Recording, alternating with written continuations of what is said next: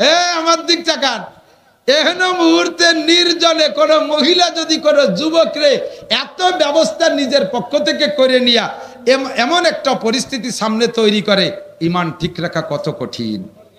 যুবক না, বুড়ো মানুষ পর্যন্ত ইমান ঠিক রাখতে পারবে না, ঠিক কিনা? ইউসুফ আলাইহিস সালাতু ওয়াস সালামকে আল্লাহ তাআলা বাঁচাবেন বিধায় তার ভিতরে এমন ভয় সৃষ্টি করে দিয়েছে, এই ভয়ে আল্লাহর এই তাকওয়া, এই ভয়ে সে বাঁচার জন্য চেষ্টা করতেছে, খুঁজতেছে, উপায় খুঁজতেছে। ইতিমধ্যে দেখে জুলাইখার মূর্তি, জুলাইখা ছিল মূর্তি পূজারী, ওর ওই ঘরের ভিতরে মূর্তি থাকে। সেই মূর্তিকে তো হিন্দুরা যে দেখেন না, সকালবেলা উঠে কুর্নিশ করে, উড়ু উড়ু দেয়, ইত্যাদি ইত্যাদি করে। জুলাইখা ওইভাবে পূজা পাঠ করে। মূর্তিটা ঘরের ভিতরে এই তার রুমের মধ্যে, সে মূর্তির মুখ মাথা কালো কাপড় দিয়ে বাঁধিয়ে দেওয়া রয়েছে, পেছানো। তো ইউসুফ আলাইহিস সালাম বললেন, এইটা কি জিনিস? যে এটা আমার ভগবান, এইটাকে আমি পূজা করি। তার মুখ মাথা কালা কাপড় দিয়ে বাঁধছেন কে? কয় যে এখন যে কাজ করতে যাচ্ছি ভগবানের সামনে, চোখের সামনে এ কাজ করা যায় না, তাই তার চোখ বেঁধে থুইছে যাতে ভগবান না দেখে।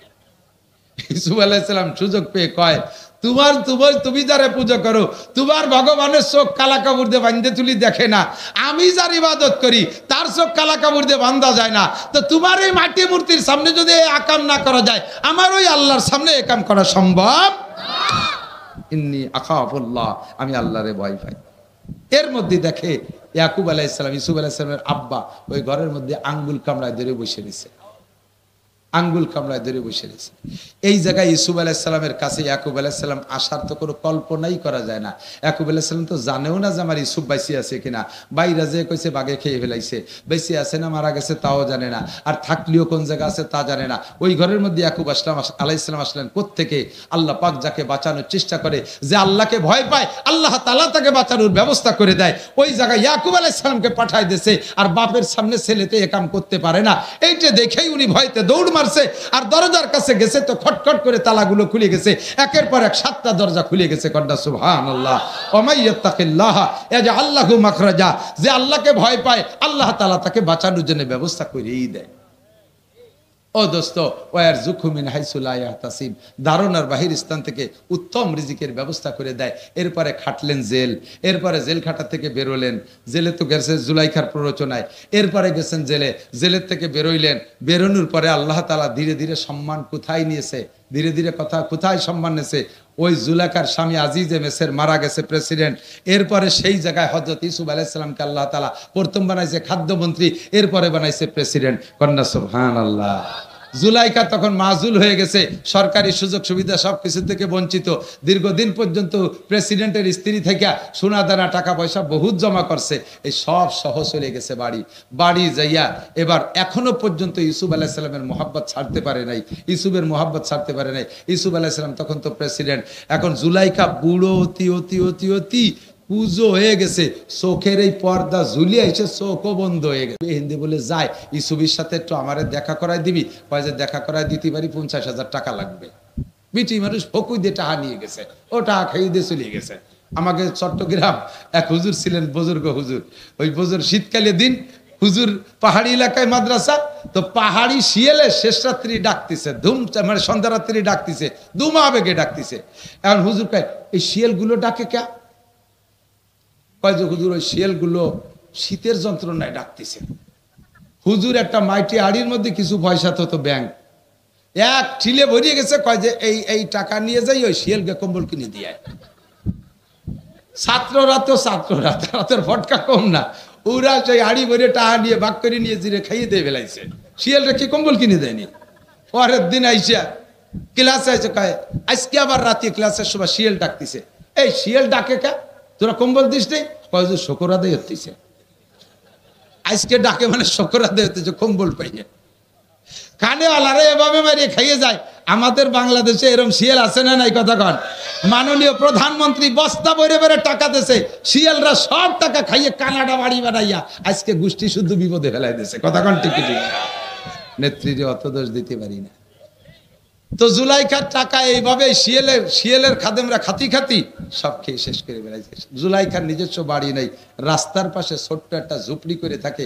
ইউসুফ আলাইসাল্লাম ওই বিশ্বরোড দিয়ে অফিসে যায়।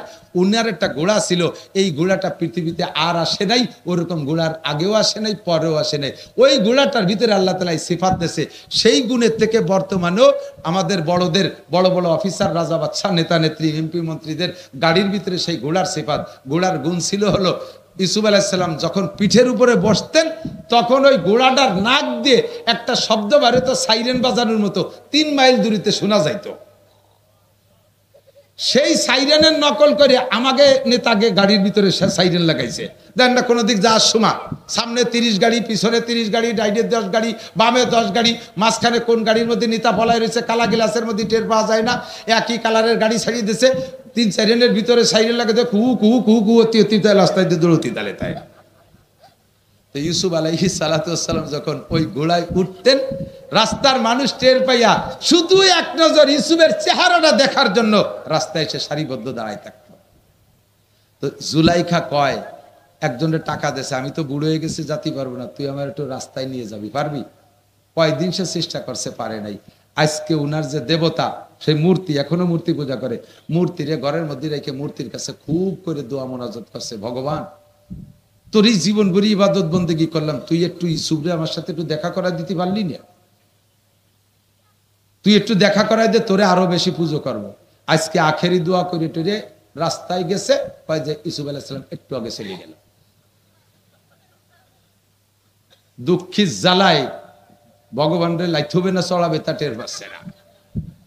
পরের দিন আইসা ভগবানরে বাদ দিয়ে এবার আকিদা পাল্টাইছে। ইউসুফ আলাইহিস সালাম তো আল্লাহ ভক্ত, জুলাইখা আগেতে জানে। আজকে ভগবানরে বাদ দিয়ে রব্বুল আলামিনের কাছে দোয়া করছে, মালিক কিচ্ছু চাই না, জীবনে যে কারণে আমি ইউসুফের আশেক হয়েছি তা তুমি ভালো করে জানো। শুধু আমি না, মিশরের 100 মহিলা তারা ইউসুফকে এক ঝলক দেখে তাদের আঙ্গুল কেটে ফেলাইছে। এটা আমি এর কাছে, ইউসুফের কাছে মাজুর, বুড়ো হয়ে গেছি, তবু আমি ইউসুফের আশে এসকে, ইউসুফের মহাব্বতে পাগল, আমাকে একটাবার দেখা করার সুযোগ করে দাও। আল্লাহর কাছে দোয়া মোনাজাত করে সিজদা করে জুলাইখা রাস্তায় আসছে। ইতিমধ্যে ইউসুফ আলাইহিস সালাম চলে আসছে, সাক্ষাৎ হয়ে গেছে। সালাম দিয়ে কয়, একটু নামবেন, আমি বুড়ি মানুষ। মুসলিম বাদশাহ, আমাকে দেশের রাজা বাদশাকে মতন, যাই বুড়ি রে সারা রাস্তা ক্লিয়ার কর, দেখেন না বাড়ি আসার সময় 50-100 কিলোমিটার রাস্তায় শিয়াল কুত্তু আসতে পারবে না, সব সাফ। বুড়ি আইছে, আসার সাথে সাথে ইউসুফ আলাইহিস সালাম নামছে। কি খবর আপনার, কি দাবি বলেন? ইউসুফ আলাইহিস সালাম ওই জুলাইখারে দিয়ে চিনতেছে না, এমন হয়ে গেছে। আর জুলাইখা তো ইউসুফরে দেখতেছেই না, অন্ধ। তো বলতেছে, আপনি কি ইউসুফ? আপনি কি এই দেশের রাজা? বলে হ্যাঁ আমি ইউসুফ, আমি এই দেশের রাজা। আপনি নবী ইউসুফ? বলে জি। তাহলে আপনার কাছে, আপনি নবী হলে আপনার যোগ্যতা আছে, আপনার কথা আল্লাহ শোনে। আপনার কাছে একটা দাবি, আপনি একটু দোয়া করে দেন আমার এই চোখ দুটো যেন খুলে যায়, আমি যেন আপনার চোখ দিয়ে এক নজর দেখতে পারি। আপনারে দেখার জন্য বহুত সম্পদ ছিল, সব শেষ করে ফেলাইছি, কোনোদিন নাগালে পাই না, আজকে পাইছি, একটু দোয়া করেন আমার চোখ দুটো ভালো হোক, একটু আপনার পরাণ ভরে দেখবো। ইউসুফ আলাইহিস সালামকে, আল্লাহ তুমি এই বুড়ির চোখ ভালো করে দাও, দেশের চোখ ভালো করে। এখন ইউসুফ আলাইহিস বুড়ি চোখ জানি, যে মহিলা তো সে ফিরে আবার আইসো, অসময় আমার বিপদে ফেলাই দিচ্ছে। কয় যে কোনো সমস্যা নাই, ওই মহিলাকে লোক দিয়ে আপনার বাসায় পাঠায় দেন, মহিলারে লোক দিয়ে বাসায় পাঠায় দেন, আর আপনি সফর সেরে বিকেলে যাইয়া ওই মহিলাকে বিয়ে করে নেবেন। আল্লাহ হুকুম করছে, অনুমতি দিতেছে, বলেন না সুবহানাল্লাহ।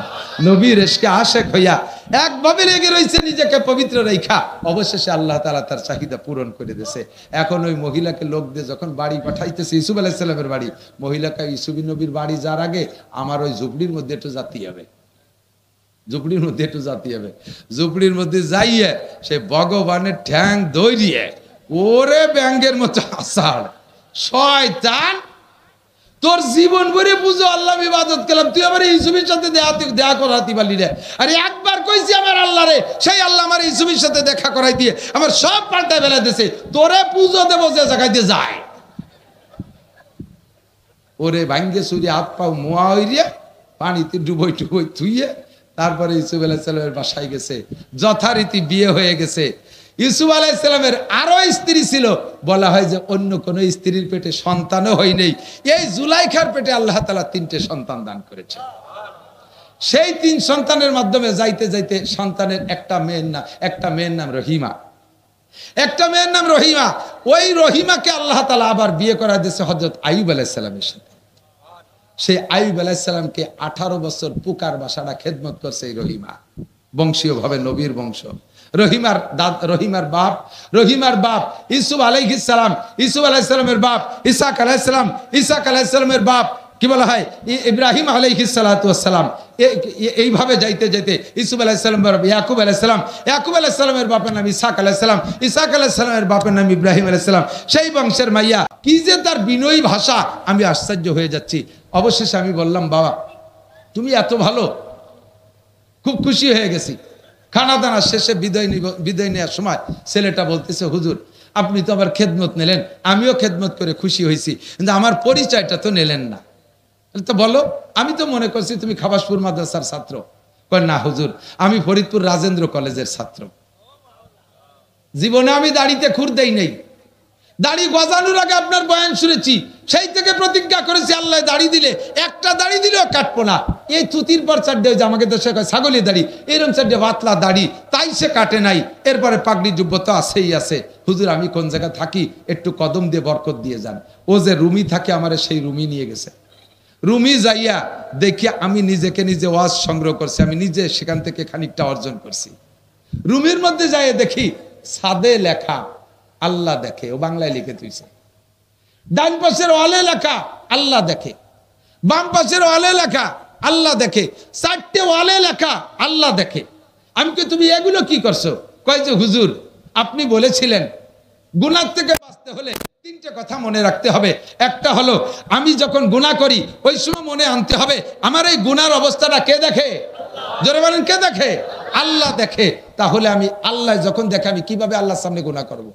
ইউসুফ আলাইহিস সালাম কয় আমি জুলাইখার সাথে জিনা করব, এই অবস্থাটা আল্লাহ দেখে, তাহলে আমি কিভাবে করব? আমি এর ভিতরে একা থাকি, এই ঘরের ভিতরে একা থাকি, একা একা গুনাহ করার বহুত সুরত আছে। আমি যুবক মানুষ, কলেজের আমার বহুত ছাত্রীরা আছে, আমার সহপাঠীরা, তারা আমাকে অনেকভাবে বিরক্ত করে। আর একা একা রুমের ভিতরে থাকি, গুনাহ করার অনেক পথ আছে। আমি যখনই গুনাহ করার ইচ্ছা করি, যেদিকে তাকাই লেখা দেখি আল্লাহ দেখে, ভয়ে আমার ভিতরে কাজ করে, আর তখন আমি গুনাহটা করতে পারি না। এদিকে তাকায় গুনাহ করব, ওয়ালের দিক তাকায় দেখি আল্লাহ দেখে, ওয়ালের দিক তাকায় দেখি আল্লাহ দেখে, এই জন্য আমি গুনাহ করতে পারি না। হুজুর আপনার 3টে কথা আমার মনে আছে। 1 নম্বরে গুনাহ করার সময় কল্পনা করতে হবে আল্লাহ দেখে। 2 নম্বরে গুনাহ করার সময় খেয়াল করতে হবে আমি যে গুনাহটা করতেছি এই গুনাহটা ফেরেশতারা দেখতেছে আর লিখতেছে। কথা বলেন ঠিক কি ঠিক না? 3 নম্বরে আরেকটা কথা কল্পনা করলে গুনাহ থেকে বাঁচা যাবে, সেটা হলো আমি যে গুনাহটা করতেছি এই গুনাহরত অবস্থায় আমার মৃত্যু হতে পারে কি পারে না? গুনাহরত অবস্থায় আমার মৃত্যু হতে পারে। মদ গালে দিছি, এই অবস্থায় মরতে পারি। সিগারেট টানতেছি, এই অবস্থায় মরতে পারি। আমি সুদে টাকা হাতে নিচ্ছি, ওই অবস্থায় মরতে পারি। টেলিভিশন দেখতেছি, ওই অবস্থায় মরতে পারি। রাতের বেলা কানে খিল লাগায় মমতাজের গান শুনতেছি, ওই শোনার ভিতরে গম হয়ে গেছে, ওর মধ্যে আমি মরে যেতে পারি। তাহলে যে হালাতে মরতেছি ওই হালাতটা আল্লাহ পাক রব্বুল আলামিন দেখতেছে, ফেরেশতারা। আমার এই অবস্থাটা, গুনার অবস্থাটা যদি আল্লাহ দেখে, আমি কিভাবে আল্লাহর সামনে করব? এর নাম হলো মাইয়াত্তাকিল্লাহ ইয়াজআল লাহু মাখরাজা। ইয়া আইয়ুহাল্লাযিনা আমানুত্তাকুল্লাহা হাক্কা তুকাতি। যুবক, ও যুবক, সিগারেট খাইস না, আল্লাহ দেখে। মদ খাইস না, আল্লাহ দেখে। ফেসবুকে ল্যাংটা ছবি দেখিস না, ওইটা আল্লাহ দেখে। তুই গাঁজা এবা খাইস না, আল্লাহ দেখে। জিনা করিস না, আল্লাহ দেখে। চুরি করিস না, আল্লাহ দেখে। মুরব্বীরা সুদে টাকা হাতে নিয়েন না, আল্লাহ দেখে। পরের জমি আইল ঠেলেন না, আল্লাহ দেখে। আপনি যে অন্যায়টা করেন আল্লাহ দেখে। দেখে কি দেখে না? এই ভয়টার নাম হলো তাকওয়া। এইটা একটু ভিতরে সেট করি, এটা একটু ভিতরে সেট করি। আজকে আমার ওয়াজের শেষ, আজকে ভিতরে এই ভয়টা আমি সেট করি, তাহলে সকল গুনাহ থেকে বাঁচতে পারবেন। আর গুনাহ থেকে বাঁচলে লাভ কি শুনবেন? আল্লাহ কাল্লা ফাতাহনা আলাইহিম বারাকাতিম মিনাস সামাই ওয়াল আরদ। আপনাদের বাঁশবাড়ি এলাকার সেই আমলের খবর জানতাম, বর্তমান খবর জানি না, তবে আশা করি আপনাদের সেই অবস্থানে ঠিক আছেন। আপনারাই বাঁশবাড়ির মাদ্রাসার এলাকায় যারা আছেন, আমি ধান কালেকশন করছি, আপনারা ইরি ধান কাইটা বাড়ি আইনে 40 ভাগের 1 ভাগ ভাগ করে মাদ্রাসা মসজিদে দিতেন, গরিবকে দিতেন। এইটা কি এখনো আছে? এটা আছে। আমি সেই সময় গল্প দিতাম, আমি সেই সময় যা চোখে দেখে গেছি, আপনাদের ক্ষেত খামারে সেচের পানি দেয়া লাগতো না, কীটনাশক ওষুধ পানি দেয়া লাগতো না, অনায়াসে স্বাভাবিকভাবে জোয়ারের পানিতে ধান ফুলে থাকতো, আপনারা কেটে নিয়ে আসতেন, আর এই মাদ্রাসায় 40 ভাগের 1 ভাগ দিতেন। আল্লাহ পাক আপনাদের এই বরকত দেশে, আপনাদের এই কিস্সা আমি বাংলাদেশের বিভিন্ন প্রান্তে শুনেছি, আর বলছি বিশ্বাস না হলে বাঁশবাড়ি যে দেখে আসো। আল্লাহ পাক আপনাদেরকে এর বদৌলতে আপনাদের বরকত দিয়েছে, বরকত দিয়েছে, আপনারা বরকত পেয়েছেন। আল্লাহকে ভয় পেয়ে যদি শরীয়তের বিধানের পর আমল করেন, এই বরকত কিয়ামত পর্যন্ত চালু থাকবে। কথা বলেন ঠিক ঠিক না? বাস্তবে ইতিহাস কিছু বলা লাগে না, বর্তমানে নতুন করে ইতিহাস হচ্ছে। ক্ষমতার মালিককে আরো জোরে, যুবকরা দল বেদল সব আছে, এর মধ্যে বিএনপি যুবকরা আছে, কি বলে জাতীয় পার্টিও থাকতে পারে, আর জামাত শিবিরও থাকতে পারে, আর আওয়ামী লীগ তো অবশ্যই আছে। সবাই মিলে একটা কথা মনে রাখবা, জীবনে কোনোদিন রাজনীতি করতে করতে বলবা না ক্ষমতার উৎস জনগণ। ক্ষমতার উৎস কে? জনগণ কি ক্ষমতার উৎস? এবার চোখে দেখাই দিছি। একদিন আমরা নিষেধ করছি যে কথা কইয়েন না, আরে বলে কি জনগণই ক্ষমতার উৎস, এই বলে ঝাড়ি মারছেন। এবার আল্লাহ চোখে দেখাই দিছে। মাননীয় প্রধানমন্ত্রী জননেত্রী শেখ হাসিনার সাথে তখনও পর্যন্ত সরকারি পাওয়ার রয়েছে, উনি ছেড়ে যাওয়ার আগ পর্যন্ত ছিল না, সরকারি পাওয়ার আছে। গোটা বাংলাদেশের ভোট দেন আর না দেন, আওয়ামী লীগ যারা সবাই ওনার সাথে ছিলেন না, যে যেখানে থাকেন ছিলেন না। সেনাবাহিনী উনার ছিল না, আর্মি উনার, বিডিআর উনার, নৌবাহিনী উনার, বিমান বাহিনী উনার, র্যাব উনার, আনসার উনার, যুবলীগ সাথে, ছাত্রলীগ সাথে, কৃষক লীগ সাথে, মূর্খ লীগ সাথে, তাঁতি লীগ সাথে, পাতি লীগ সাথে, গোটা বাংলাদেশের সমস্ত আওয়ামী লীগ তার সাথে। আর এত বাহিনীর সাথে, এত বাহিনী, এত জনগণ আছে সাথে থাকা সত্ত্বে মাত্র কয়েকটা যুবক যাইয়া স্লোগান দিল, আর গণভবন থেকে কিনা কোন দিক পালায় চলে গেল, নেতারা কে কোন দিক চলে গেল, একটারও খবর খুঁজে পাওয়া যাচ্ছে না। জনগণ যদি ক্ষমতার উৎস হতো, তাহলে শেখ হাসিনা দেশ থেকে যাওয়া লাগতো না, আওয়ামী লীগরা এভাবে পলায় থাকা লাগতো না। কথা বলেন ঠিক কি ঠিক না? প্রমাণ করে দিয়েছে জনগণ ক্ষমতার উৎস না, ক্ষমতার উৎসকে যারা এই আওয়ামী লীগ লাগে ঠগাইতে পাইরা এখন তোমরা বিভিন্ন প্রকার দুর্নীতি করতেছো। তোমরা ভালো করে মনে রাখো, আওয়ামী লীগের সাথে এত কিছু থাকা সত্ত্বেও তাকে পাততলে মাটি নাই। তোমরা কয়েকজন মানুষ যা করে বেড়াচ্ছ, আল্লাহ যদি তোমাদের আচরণে রাইগে যায়, তাহলে তোমরা পাততলে মাটি না, পাততলে 7 সমুদ্র 13 নদীর তলে যাইয়া তারপরেও তোমরা জায়গা পাবা না। কথা বলেন ঠিক ঠিক না? অন্যায় করবা তো হিসাব করে করবা, প্রতিশোধ নিবা তো হিসাব করে নিবা। আল্লাহ পাক দেখাই ছাড়িয়ে দিয়েছে, আল্লাহ পাক ক্ষমতার উৎস, জনগণ ক্ষমতার উৎস না। আল্লাহর হুকুম যদি মেনে চলো, আসমান থেকে রহমত, জমিন থেকে বরকত আসে। আর একটা কথা বলে শেষ করে দেই, সেটা হলো আফগানিস্তান। আমরা জীবন ভরে কইছি এইভাবে ওইভাবে, ওই নবীর উপরে মান্না সালু আইছে, এ আইছে, ও আইছে, তা আইছে ইত্যাদি কইছি। দোস্তরে আফগানিস্তানের দিক তাকায় দেখেন, ইসলামী কোরআনের শাসন বাস্তবায়ন হওয়ার সাথে সাথে সেই আফগানের জমিনে আগে যে আনার গাছ, আঙ্গুর, ডালিম গাছ লাগানো ছিল, আগের সেই গাছে 1 কেজিতে 4 ডালিম হতো, আর এখন সেই গাছের 1 ডালিমে 1.5 কেজি হয়। জোরে কথা সুবহানাল্লাহ। আমরা জীবনে অনেক কিছু দেখেছি। আল্লাহর কাছে দোয়া করি, আল্লাহ আওয়ামী লীগ আলাই করুক, বিএনপি আলাই করুক, যেই করুক, এই দেশে কোরআনের শাসন ব্যবস্থা করুক, তাহলে আমরা ইনশাআল্লাহ এই দেশে ফসল, ফল, সমস্ত খনিজ সম্পদ ওভাবেই ইনশাআল্লাহ পাবো। বিশ্বাস হয় কি হয় না? আল্লাহ পাক কবুল করুক, জোরে বলেন আমিন। এই বাঁশবাড়ি মাদ্রাসার মাহফিলের জন্য আপনারা খুশি হন। ফিলিস্তিনের পক্ষে নেতা, কি বলা হয়, বাইতুল মুকাদ্দাসের পক্ষে, বিশ্বনবীর পক্ষে, বদরি সৈনিকদের পক্ষে যারা, একটু হাত দেখাবেন। টাকা চাচ্ছি না ভাই, নাই সত্যি মাশাআল্লাহ। যারা দুয়ার আগে চলে যাবে তারা ইসরায়েলের নেতানিয়াহুর দলের লোক। আমি ডাকে দেখাবো যে ওই যে একজন নেতানিয়াহুর লোক যায়, সকালবেলাতে খেপানো শুরু হবে অথবা কিল শুরু হয়ে যাবে। একমাত্র পেশাব আসলে 1 আঙ্গুল, কাকা কিন্তু ইসরায়েলের দল হিসেবে যাচ্ছে না, উনি যাচ্ছে পেশাবখানা পাহারা দিতে। এদিক বাঁশবাড়িয়া মাদ্রাসার মাহফিল 1 মাস যাবত হবে। এর জন্যে অন্য কোন মাদ্রাসার থেকে ফারেক মৌলানা, অন্য কোন মাদ্রাসার হুজুরকে দাওয়াত দেওয়া লাগবে না। এই জায়গার থেকে যারা ফারেক হয়েছে, লেখাপড়া করে চলে গেছে, তারাই সুন্দর করে এই বাঁশবাড়িয়া মাদ্রাসার 1 মাসের মাহফিল চালায় রাখতে পারে। কথা বলেন ঠিক কি? আপনাদের ভাতের বরকত, এটা আপনাদের ভাতের বরকত। আমি প্রথমবার বলছিলাম, আমার মনে আছে, এই যে মাঠে যেদিন প্রথমবার আইছি, বাতে কথা কয়, রুটিতি কথা কয়। কিভাবে রুটিতে কথা কয়? প্লেট ভরে রুটি তুলি কথা কয়? রুটিতে কথা কর সিস্টেম হলো একজন ক্ষুধার যন্ত্রণায় এর পড়িয়ে রয়েছে নিস্তেজ যে কথা বলতে পারে না, ঠেলা দিলেও ফিস ফিস করে কি চোখ নাড়া দেয়, কথা কয় না। সমস্যা হলো ওর পেটে কিছু নাই, ক্ষুধার তাড়নায় দুর্বল। এখন ওই লোকটারে যদি দুটো রুটি খাওয়াই দেয়, এবার পেটে যখন রুটি গেছে একটু পানি গেছে, উঠে বসে টেপ রেকর্ডের মতো কথা কওয়া শুরু করে না। রুটি প্লেটে ছিল সেও কথা কয় না, উনি এ জায়গা শুয়ে রয়েছে ইনিও কথা কয় না। যখন রুটি পেটে গেছে এবার মানুষটাই কথা কয়। তাহলে এই কথা কি মানুষই কয় না রুটিতে কয়? রুটিতে কয়। বাঁশবাড়ির ভাতে কথা কয়, আমি বাঁশবাড়ির ভাত খাইছি, সারা বাংলাদেশ চষে বেড়াচ্ছি আল্লাহর রহমতে। এই মাদ্রাসার আপনাদের মাদ্রাসা মোহতাম সাহেব হযরত মাওলানা আব্দুল হাকিম সাহেব রহমতুল্লাহ আলাইহি চলে গেছে। এরপরে আসছে ওনার ছেলে হযরত মাওলানা নুরুল হক সাহেব। ধারাবাহিক হুজুরও অসুস্থ, যে কোনো সময় ডাক আসলে চলে যেতে পারে। ওনার সেজে ভাই বড় ভাই চলে গেছে, তেমনি এখন উনি চলে গেলে যেতে পারে। পরবর্তীতে তাদের ছেলেরা ভাইয়ের বেটারা আছে ধরে রাখছে মাদ্রাসা এ জায়গা থাকবে, মানুষ এমন করে আসতে যাইতে তাহলে থাকবে। কথা বলেন ঠিক ঠিক না? আল্লাহু আকবার। তো দোস্ত, এই মাদ্রাসা দেখেও দিলটা ভরে যায়। সারা বাংলাদেশের লেখাপড়ার সুখ্যাতি আছে। আপনাদের শেষকালে আমি আর বেশি কিছু বলবো না। আমার ভাগ্নে মাওলানা আতাউল্লাহ সাহেব বলছেন যে মামা কিছু বদরি সৈনিক আপনি তৈরি করে দিয়ে যান। যেমনটা জিহাদ করে ময়দানে যাইয়া সৈনিক হতে চাচ্ছেন, অর্থ দিয়ে কিছু শরিক হবেন। অবশ্যই আপনারা অনেকেই বদরি সৈনিক আছেন, সদস্য আছেন। 313 জন বদরি সৈনিক বিনা হিসাবে জান্নাতে চলে যাবে। আর মান তাশাব্বাহা বিকওমিন ফাহুয়া মিনহুম, যার সাথে যার মিল হবে তার সাথে তার হাসর হবে। আমি দোয়া করি আল্লাহ তাআলা আপনাদের সকলকে বদরি সৈনিকদের সাথে বিনা হিসাবে জান্নাতি করে দিক, বলেন আমিন। বছরে মাত্র 1000 টাকা, বছরে মাত্র 1000 টাকা দিয়ে আপনি আজীবন সদস্য হবেন, বদরি সৈনিকদের সাথে শরিক হয়ে যাবেন। মাদ্রাসা থেকে একটা ফরম নেবেন, আপনি স্থায়ীভাবে বছরে একবার দেবেন, মাত্র বছরে একবার, এভাবে জীবন ভরে দিয়ে যাবেন। কি নাম যুবক? সফিউল্লাহ। এই তো এই এলাকার নামেরই রং আলাদা। চৌমনি হুজুর নাম রেখে দিয়েছেন এইরকম ভালো ভালো নাম, সফিউল্লাহ।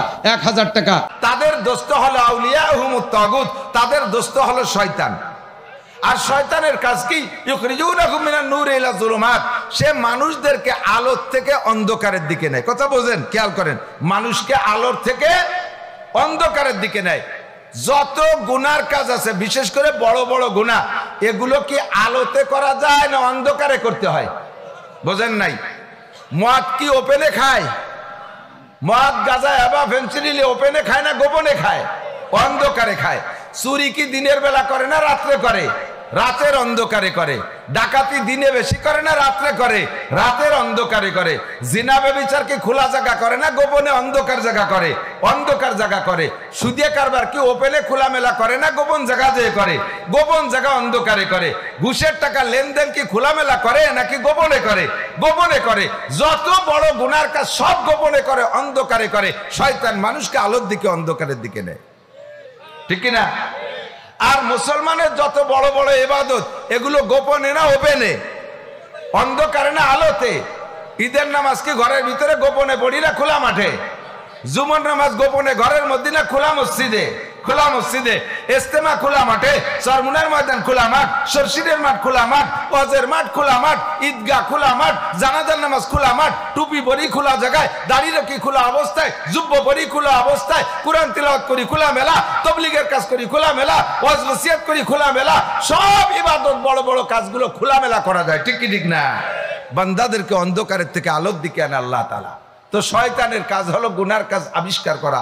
ও দুনিয়ায় আইসেই গুনার কাজ আবিষ্কার করে ফেলাইছে, দুই ভাগ করে দিয়েছে। কি সুন্দর নিউ নিউ গুনাহ আবিষ্কার করতেছে, নতুন নতুন। ওরে তো আল্লাহ এক গাদি এলেম দিয়েছে, ওর এলেমের অভাব নাই, নতুন নতুন গুনাহ আবিষ্কার করে। আমাদের ছোটবেলায় পহেলা বৈশাখের পান্তা ইলিশ শুনি নাই, মুরব্বীরা শুনছেন কি আমি জানি না। এই কয় বছর হলো পান্তা ইলিশ আবিষ্কার করছে। পয়লা বৈশাখে সকালবেলা বা ভোরবেলা 1 প্লেট পান্তা ভাত আর 1 পিস পচা ইলিশ, এ খাতি পারলি আগামী 1 বছর একটা উমরার সব পাওয়া যায়। জুতোর বাড়িতে সল খুলিয়ে ফেলা দেবে ফেরেশতারা, পান্তা খাওয়াই ছাড়িয়ে দেবে। কথা বল, গরুতেও পান্তা ভাত খাতি চায় না। আমার বাড়ি গরু আছে, গরুরে পান্তা ভাত দেওয়া হয় মাঝে মাঝে। যদি ভাত একটু ফসা হয়ে যায়, 1 চুমুক খাইয়ে গ্যাড় গ্যাড় করে ডেক ছাড়ে, কাকি অ্যান্টাসিড আছে নাকি? গরুতেও ভান্তা ভাত খায় না, ফকিরিও ভান্তা ভাত খায় না। কতক্ষণ আগে ফকিররা ভান্তা বানি চেয়ে খাইতে, এখন ফকিরিও ভান্তা খায় না। আমার বাড়ির ধারে এক ফকির আছে, খালি ভান্তা না, নর্মাল চাউলও খায় না। এ বুড়ো এক ফকির গ্রাম ভরে কালেকশন করিয়ে দেখ যে দোকানে চাউল বিক্রি করে ফেলে। আমি একদিন ধরছি, চাচা বিক্রি করো তো, খাওয়ার জন্য তা বেঁচে ফেলো কে?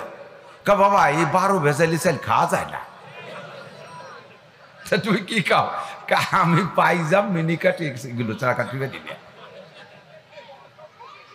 আর পয়লা বৈশাখে দেশের শীর্ষস্থানীয় মানুষ সহ বটমূলে যাবে, এ পার্কে যাবে, ও পার্কে যাবে।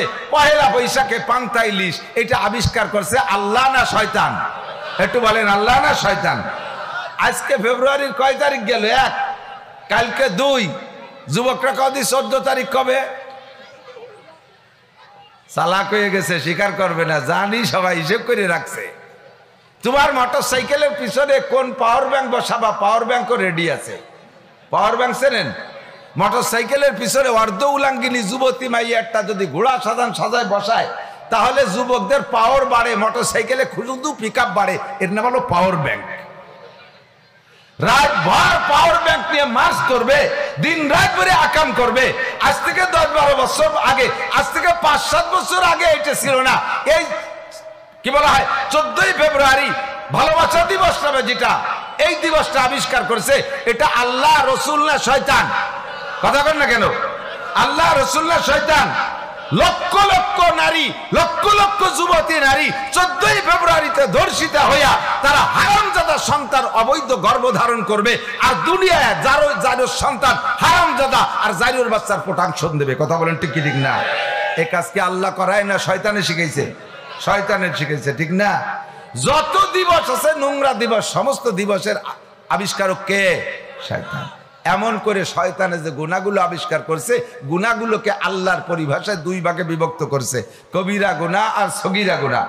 কি গুনাহ? কি গুনাহ? একটু বলেন কি গুনাহ? কবিরা আর সগীরা।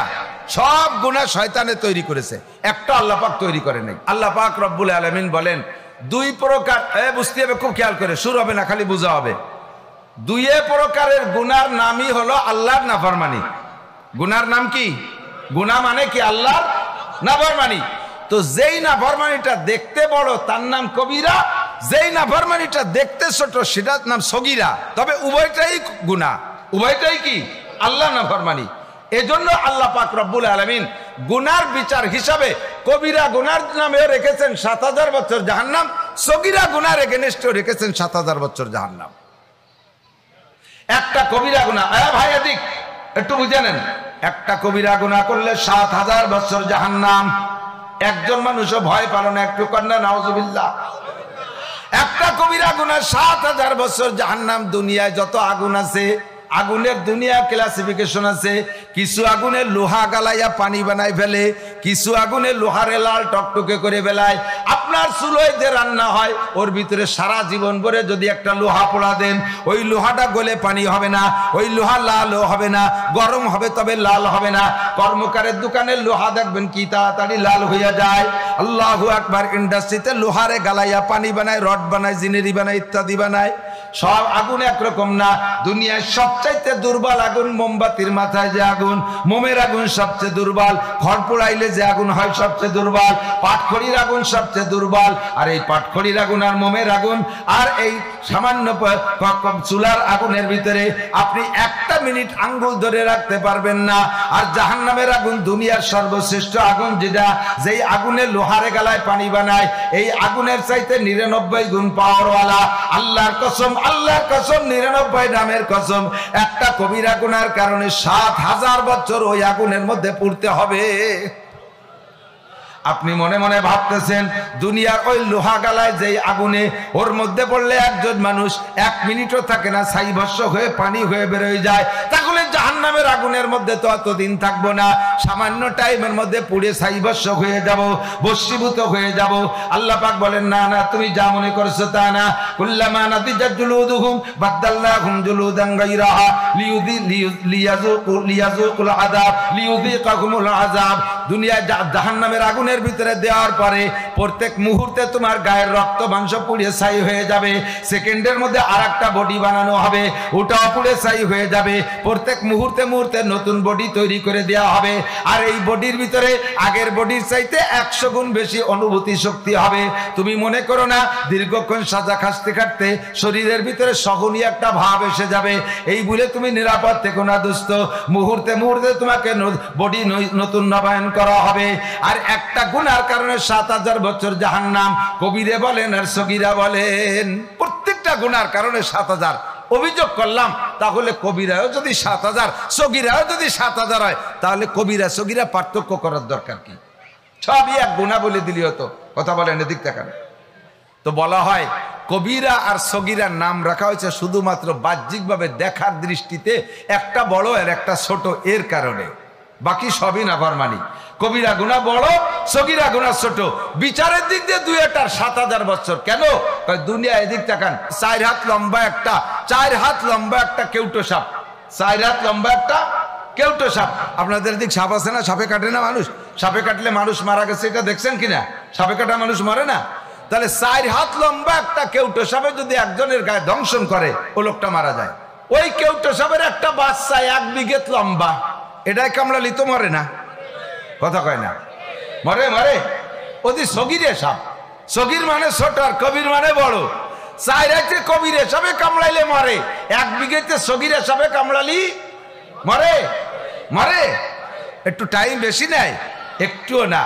বড় সাপে কামড়াইলেও মরে এবং যে টাইমে মরে, ছোট সাপে কামড়াইলেও মরে এবং সেই টাইমে মরে। তাই যদি সত্য হয় কবিরা গুনাহ আরো 7000, সগীরা গুনাহ আরো 7000। তবে আল্লাহ পাক রব্বুল আলামিন মানুষকে জান্নাতে দেবে, নিজে হাতে বানাইছেন, এই জন্য মায়া কইরা আল্লাহ পাক গুনার অর্ধেকের দায়িত্ব নিয়েছেন। আল্লাহ কয় ইনতাজতানিবু কাবাইরা মা তুনহাউনা আনহু, যে সকল বড় বড় কবিরা গুনাহ থেকে তোমাকে নিষেধ করা হয়েছে, তুমি যদি কবিরা গুনাহ পরিহার করে চলতে পারো, নুকাফির আনকুম সাইয়্যাতিকুম, আমি আল্লাহ বিনা তওবায়, আমার মায়া আর দয়া দিয়া তোমার জীবনের সমস্ত সগীরা গুনাহগুলো বিনা তওবায় ক্ষমা করে দেব। বললাম আল্লাহ, তাই তুমি কবিরা গুনার দায়িত্বটা নিতে, আমরা সগীরা গুনার থেকে আমরা বাঁচার চেষ্টা করতাম। আল্লাহ কয় না, কবিরা গুনার থেকে বাঁচা সহজ, সগীরা গুনার থেকে বাঁচা কঠিন। খেয়াল করেন, বড় 4 হাত লম্বা 3 হাত লম্বা একটা সাপে যদি দংশন করতে যায়, ফনা তোলে। বিষাক্ত সাপে ফনা তোলা ছাড়া কামড়াইতে পারে না। ফনা তুললে একটা সাপ যদি 3 হাত লম্বা হয়, তার 3 ভাগের 1 ভাগ ফনায় উঁচু হয়। তো 3 হাত লম্বা সাপটায় ফনা তুললে 1 হাত উঁচু হয়, ফস করে একটা শব্দ করে। সাপটা বড়, ফনাটাও বড়, চোখেও পড়ে, ফস করে যে শব্দটা দেয়, শব্দটাও বড়, কানে আসে। আমি সতর্ক হয়ে লাফ দিয়ে জাম করে সরে যেতে পারি, আত্মরক্ষা করতে পারি, ঠিক কিনা? কিন্তু ছোট যে সাপটা, সগীরে সাপ, ওর হাতে বাঁচা কঠিন। ওর ফসও আওয়াজ কম, আর চোখেও দেখা যায় না। জুতোর মধ্যে ভরি বসে থাকতে পারে, মুজোর মধ্যে বেচায় থাকতে পারে, জাঙ্গের মধ্যে বেচায় যেতে পারে, প্যান্টের জায়গা মতো বেচায় থাকতে পারে, ও বালিশের তলে ঢুকে বসে থাকতে পারে, ল্যাপের মধ্যে পড়ে ঢুকে বসে থাকতে পারে। ওরে চিনা বড় কঠিন, ওরে জানা বড় কঠিন, ওর হাত থেকে বাঁচা বড় কঠিন। কথা কোন ঠিক ঠিক না? এই সগীরা গুনাহগুলো তোমাদের ভিতরে এইভাবে জড়াই গড়াই পেঁচায় পেঁচায় আছে, ওর হাতে থেকে বাঁচতে পারবা না। কবিরা গুনাহ বড় বড় দেখা যায়, ওর থেকে লাভ দিয়ে জাম করে সরে যাও। এই জন্যই তোমারে দায়িত্ব দিছি কবিরা গুনাহ থেকে বাঁচতে, আমি আল্লাহ তাআলা দায়িত্ব নিছি সগীরা গুনাহ থেকে বাঁচাইতে। কন্যা সুবহানাল্লাহ। আল্লাহ পাক ভালো করছে না মন্দ করছে? এবার সিস্টেম কি জানতে চাইলাম, আল্লাহ তুমি কি সগীরা গুনাহ একেবারে বিনা তবে এমনি এমনি মাফ করে দিবা, নাকি এর পিছনে কিছু আছে? আল্লাহ কয় কিছু তো থাকতেই হবে, একেবারে ফ্রি মাফ করবো কে? আমার খাবা, আমার পরবা, আমার অক্সিজেন, আমার আলো, আমার বাতাস, আমার ভাত মাছ সব কিছু খাইয়া তুমি সগীরে কবিরা আকাম করে বেড়াবার, ফিরি ফিরি মাফ করে দেবো? একেবারে অত সস্তা না, কিছু করতে হবে, কিছু করতে হবে। কিছুটা কি?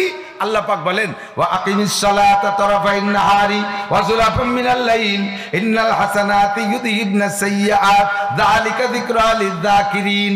তোমার সগীরা গুনাহ maaf করানোর জন্য সিস্টেমটা একটু অবলম্বন করো, আমার দিক তাকাও। দৈনন্দিন 5 ওয়াক্ত নামাজ, বলেন কয় ওয়াক্ত? একটু সবাই বলেন নামাজ কয় ওয়াক্ত? আরো জোরে। কেন মাস্ক করাইলাম? 2টা উদ্দেশ্য। কিয়ামতে যে অস্বীকার করতে না পারেন যে নামাজ কয় ওয়াক্ত হুজুরের কাছে শুনি নাই, আমাদের নামে মামলা দেবেন, এই মামলা থেকে বাঁচার জন্য মাস্ক করাইলাম। 2 নম্বরে ইদানিং এক দল বের হইছে, নাম তাদের আহলে কুরআন। আহলে হাদিস আলারা আসছে নামাজ তারাবির নামাজ 20 রাকাতের থেকে 8 রাকাত বানানোর জন্য, আর আহলে কোরআন আইছে 5 ওয়াক্ত নামাজের পরিবর্তে 3 ওয়াক্ত নামাজ বাস্তবায়ন করার জন্য।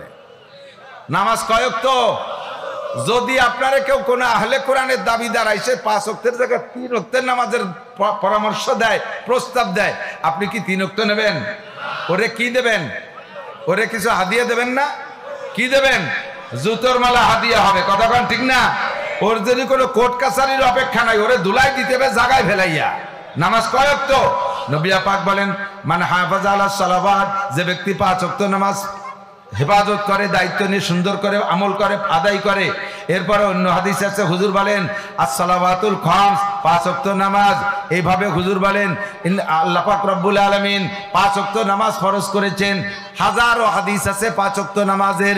5 ওয়াক্ত নামাজ যদি আপনি আদায় করেন, আপনার আমল নামায় কোনো সগীরা গুনাহ থাকবে না, সব সাফ হয়ে যায়। নবী পাক বলেন আমার দিক তাকান, as-সালাওয়াতুল খামস, 3টে ফিল্টার আছে। কয়টা ফিল্টার? 3টে ফিল্টার। 3টে, এখন তো হইছে আধুনিক ফিল্টার হইছে অনেক, পানি ফিল্টার করে না। হযরত আবু হুরায়রা রাদিয়াল্লাহু আনহু বলেন হুজুর একদিন আমাদেরকে ডেকে বলতেছেন আমি 5টা কথা বলবো, কে নিবা? আবু হুরায়রা বলেন আমি দাঁড়িয়ে গেলাম, ফাখাযা বিয়াদি, হুজুর আমার হাত ধরলেন, হাত ধরে হাতের মধ্যে 5টা গুনলেন, ফাআদাহুন্না ফিহা, 5টা গুনলেন, গুনে 1 নম্বরটা বললেন ইত্তাকিল মাহারিমা তাকুন আবাদান নাস। তুমি যদি সবচেয়ে বড় আবেদ হতে চাও, সবচেয়ে বড় আবেদ হতে চাও, তাহলে হুজুর বলেন নাই যে তুমি ডেলি 1 খতম কোরআন শরীফ পড়ো, সারা রাত জেগে ইবাদত করো, মাসে 2-5টা উমরা করো, তুমি লক্ষ লক্ষ টাকা দান করো, তুমি সারা বছর তবলিগে থাকো, তুমি প্রত্যেক বছর কোনো পীরের দরবারে যাও। নবী পাক এমন কোনো পরামর্শ দেন নাই। অবিরাম জিকির করো, তোমার দান সম্পত্তি সব আল্লাহর রাস্তায় দান করে দাও, সারা বছর ময়দানে জিহাদ করো, তাহলে তুমি সবচেয়ে বড় আবেদ হবা। হুজুর এ কথা বলেন নাই, হুজুর বলেছেন ওই কথাটাই, ইত্তাকিল মাহারিম, যত হারাম আছে সমস্ত হারামের নাম কবিরা গুনাহ, সমস্ত হারাম ছেড়ে দাও, তাকুন আবাদান নাস, তাহলে তুমি হবা সবচেয়ে বড় আবেদ। এই জন্য আমি সবচেয়ে বড় আবেদ হইতে হলে হারাম ছাড়তে হবে। 1 নম্বরে হারামের ভিতরে শিরিক, 2 নম্বরে হারামের মধ্যে কুফর, শিরিকের ভিতরে 3 নম্বরটা একটু বলে নেই, শিরিক ফিল ইবাদত। শিরিক ফিল ইবাদত কাকে বলে? ইবাদত করতে গিয়ে আল্লাহ ছাড়া মানুষের কাছে প্রশংসার লোভ করা। খেয়াল করেন নাই? আমি যে ওয়াজ করতেছি এই ওয়াজটা কিন্তু ইবাদত। যত মাসালা বলবো প্রত্যেক মাসালায় আমি মোটা নেকি পাবো, প্রত্যেকটা বয়ানে আমি মোটা নেকি পাবো। বয়ান একটা ইবাদত, আপনারা শুনতেছেন, আপনারাও ইবাদতে নেকি পাচ্ছেন। এখন আমি এই ইবাদতের পিছনে যদি মানুষের কাছে প্রশংসার লোভ করি, আমি মনে মনে ভাবি দেখি আজকের বয়ানে প্রতিক্রিয়া কি আসে, এদিকে ওদিক থেকে চতুর্দিক দিয়ে বলে আজকে ফাটাফাটি ওয়াজ হয়েছে, একেবারে যা বলার দরকার তাই বলছে, দারুণ ওয়াজ হয়েছে, এই শুনে বক্তা খুশিতে ফুলতি তালে তাই। এই যে খুশি হওয়া, আমার বয়ানে প্রশংসার লোভ করা, এটার নাম হলো শিরিক ফিল ইবাদত। বক্তা দেখেন না ইদানিং ইউটিউবের যুগ আইছে, ফেসবুকের যুগ আইছে, বক্তা নিজের পোস্টার ফেসবুকে ছেড়ে দিয়ে এরপরে লেখে আজকে অমুক জায়গায় এই কয়টা থেকে এই কয়টা বয়ান আছে, এরপরে এই মাসে এতগুলো বয়ান করেছি, আগামী এতদিন পর্যন্ত মাহফিল আছে, এখন হেলিকপ্টারে যাইতেছি, এখন সরকারি গাড়ি আমার জন্য অফিসার সব পাঠিয়ে দিয়েছে। এই সমস্ত কথাগুলো যে ফেসবুকে ছাড়তিছ, তোমার বয়ানের দ্বারা ইহুদা বিহি অহুয়া লা ইয়াহতাদি, মানুষে হিদায়াত পেয়ে জান্নাতি হবে, তুমি বক্তা ওর দ্বারা কোনো ফায়দা পাবা না, তুমি শূন্য হক, তুমি এগুলো করছো ভাইরাল হওয়ার জন্য। এর নাম হলো শিরিক ফিল ইবাদত। মসজিদটা করে দিয়ে তার গায়ে নিজের নাম আর বাপের নাম নেম প্লেটে লিখতে হবে, এটা শিরিক ফিল ইবাদত, প্রশংসার জন্য। একটু পোস্টার করে দিয়ে, এটা আছে কিনা আমি জানি না, চশমা ছাড়া দেখতে পাচ্ছি না, পোস্টার করে দিয়ে একজনের টাকা দিয়ে পোস্টার করে নিচে লিখে দিয়েছে সৌজন্যে অমুক, সৌজন্যে চেয়ারম্যান, সৌজন্যে মেম্বার, সৌজন্যে নান্টু, সৌজন্যে বল্টু। তুমি সৌজন্য মানে প্রশংসা পাওয়ার জন্য করছো, প্রশংসা মানুষে করছে, ভালো বলছে, এই পর্যন্ত শেষ, একটা নেকিও তুমি পাবা না। 10,000 টাকা দিয়েছে মাদ্রাসায়, তার নামে মারহাবা দিলাম না কেন, এই জন্য সে খুব ক্ষুব্ধ, যে হুজুরে বলে হুজুর টাকা ফেরত দেন, আমার টাকা আমি দেবো না, সবার নামে মারহাবা কইছে, আমার নামে কইল না, তাহলে টাকা দিয়েছেন আপনি মারহাবার লোভে, এইটা শিরিক ফিল ইবাদত।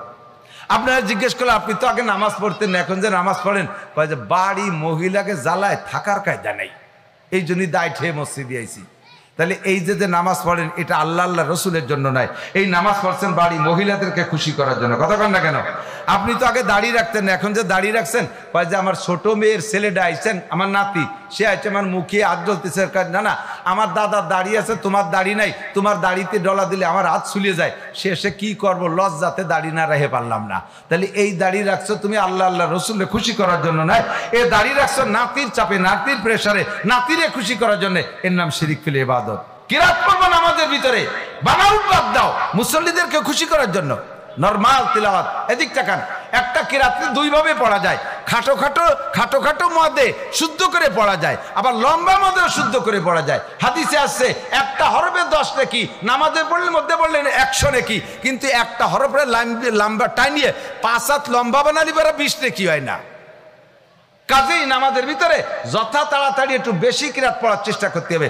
আলহামদুলিল্লাহি রাব্বিল আলামিন আর রহমানির রহিম মালিকি ইয়াউমিদ্দিন ইয়্যাকা না'বুদু ওয়া ইয়্যাকা নাস্তাঈন ইহদিনাস সিরাতাল মুস্তাকিম সিরাতাল লাযীনা আন'আমতা আলাইহিম গায়রিল মাগদুবি আলাইহিম ওয়ালাদ-দাল্লিন আমিন।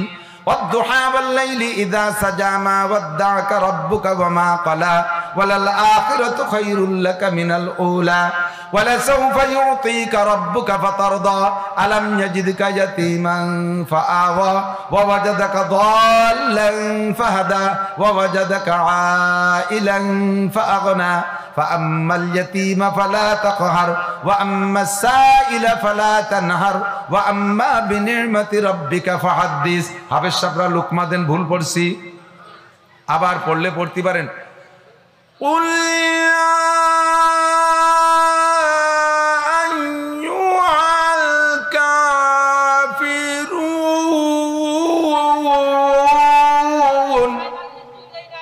এর মাঝে 3 সূরা ভরি বেলা দিয়া যায়। এই বানাওটি তাকাল্লুফ, এটা শিরিক ফিল ইবাদত।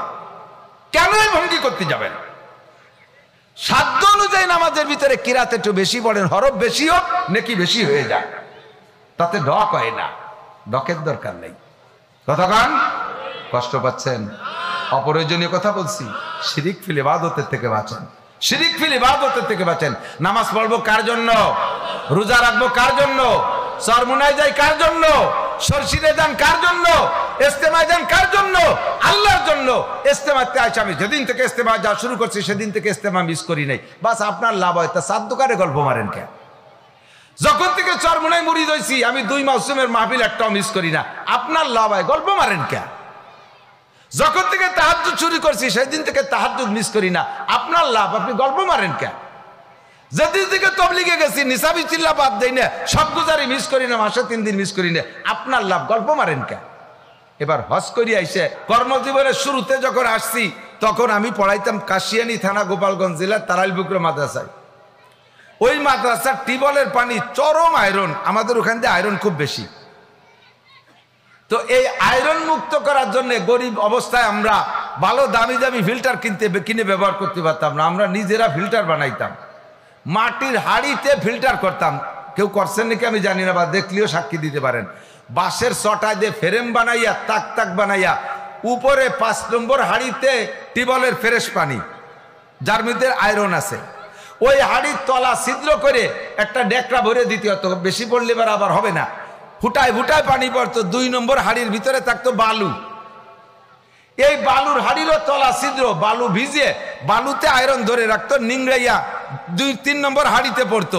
এই হাড়ির ভিতরে থাকতো কয়লা, এই কয়লা ভিজে কয়লার হাড়ির তলাও ছিদ্র, ওর নিচে আর একটা হাড়ি ভরা থাকতো পাথর, এই পাথরে হাড়িরও তলা ছিদ্র, পাথর ভিজে আস্তে আস্তে ফুটাই ফুটাইয়া 5 নম্বর হাড়িতে নিচে জমতো। এই পানিতে আয়রনও থাকতো না, আর্সেনিকও থাকতো না।